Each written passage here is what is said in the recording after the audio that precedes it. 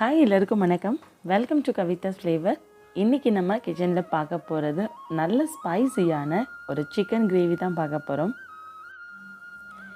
இந்த chicken recipe பார்த்தீங்க அப்படின்னா நம்ம சப்பாத்தி நான்கு யூஸ் பண்ணலாம், பிரியாணிக்குமே சைட் டிஷ்ஷாக யூஸ் பண்ணலாம். இப்போ இந்த ரெசிபி எப்படி செய்யலான்னு சொல்லிட்டு நம்ம வீடியோவில் போய் பார்க்கலாம். அதுக்கு முன்னாடி சேனலை இதுதான் ஃபஸ்ட் டைம் பார்க்குறீங்க அப்படின்னா மறக்காமல் சேனலை சப்ஸ்கிரைப் பண்ணுங்கள். இப்போ இந்த ரெசிபி எப்படி செய்யலான்னு சொல்லிட்டு நம்ம பார்க்கலாம். இப்போ நம்ம குக்கரில் இதை தாளிச்சிடலாம். 3 ஸ்பூன் ஆயில் விட்டுக்கலாம். தாளிக்கிறதுக்கு பட்டை, ஜாதி பத்திரி போட்டிருக்கேன். வேறு எதுவுமே போட தேவையில்லை. அதோட கட் பண்ணி வச்சுருக்கிற வெங்காயம், 2 பெரிய வெங்காயம் ஸ்லைஸாக கட் பண்ணது. ஃபஸ்ட்டு இதை நல்லா வதக்கி விட்டுறலாம் ஆயிலில்.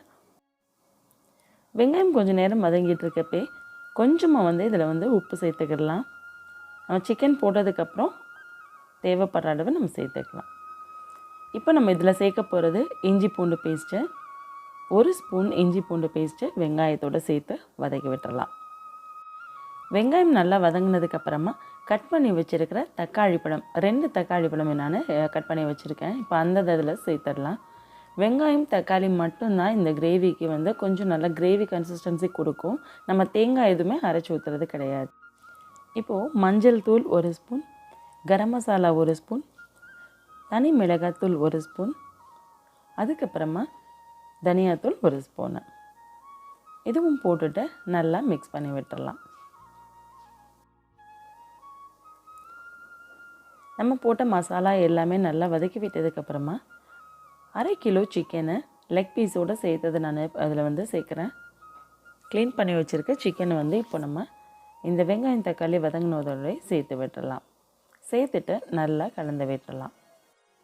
சம்டைம்ஸ் இந்த மாதிரி கிரேவி செய்யும் பொழுது இந்த மாதிரி லெக் பீஸும் போடுறப்போ நல்லாயிருக்கும்.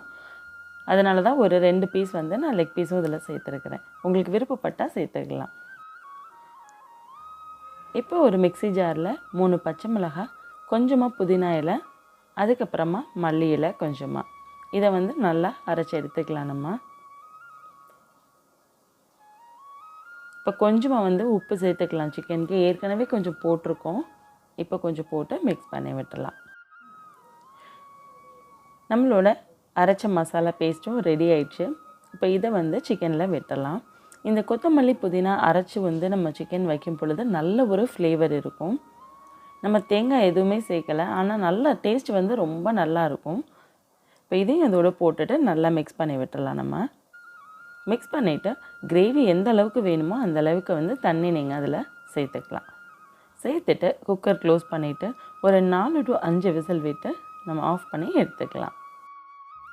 ஸ்டீம்லாம் போனதுக்கப்புறமா நம்ம குக்கர் ஓப்பன் பண்ணி பார்க்கலாம். நல்ல மணத்தோட நம்மளோட ஸ்பைசி சிக்கன் இப்போது ரெடி ஆயிடுச்சு. நல்ல ஒரு டிஃப்ரெண்ட்டான டேஸ்ட்டில் இருக்கும் இந்த கிரேவி. யாராவது கெஸ்ட்டு சடனாக வந்துட்டாங்க அப்படின்னா கூட நீங்கள் உடனே இதை டக்குன்னு ப்ரிப்பேர் பண்ணி ஏதாவது ஒரு ரைஸ் வச்சு கூட இதை நம்ம ரெடி பண்ணி கொடுத்துடலாம். அவ்வளோ ஒரு சிம்பிளாக இதை செஞ்சு முடிச்சிடலாம். இந்த டிஃப்ரெண்ட்டான சிக்கன் கிரேவியை நீங்களும் உங்கள் வீட்டில் மறக்காமல் ட்ரை பண்ணி பாருங்கள். டேஸ்ட்டு ரொம்பவே அற்புதமாக இருக்கும். தேங்க்ஸ் ஃபார் வாட்சிங் திஸ் வீடியோ. வேறு ஒரு ரெசிபியோடு உங்களை சந்திக்கிறேன். Until then, it's bye from Kavitha. Thank you.